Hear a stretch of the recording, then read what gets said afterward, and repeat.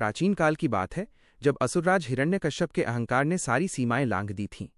वो स्वयं को ईश्वर मानता था, लेकिन उसका अपना पुत्र प्रहलाद भगवान विष्णु का परम भक्त था। राजा ने प्रहलाद को झुकाने की हर संभव कोशिश की, पर प्रहलाद का विश्वास अडिग था। षड्यंत्र और चमत्कार।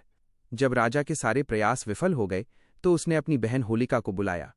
होलिका को वरदान था कि वो अग्नि में नहीं जलेगी। षड्यंत्र के तहत होलिका प्रहलाद को गोद में लेकर धधकती चिता पर बैठ गई। चारों ओर अग्नि की लपटें उठने लगीं।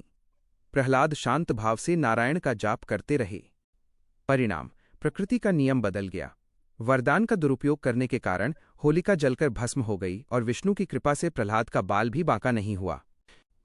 इस कथा का सार, यह केवल एक कहानी नहीं, बल्कि जीवन का एक शाश्वत सत्य है। 1.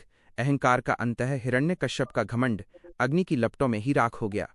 2. सत्य की अजेयता। अधर्म कितना भी ऊंचा क्यों न हो जाए, अंततः सत्य की ही जीत होती है।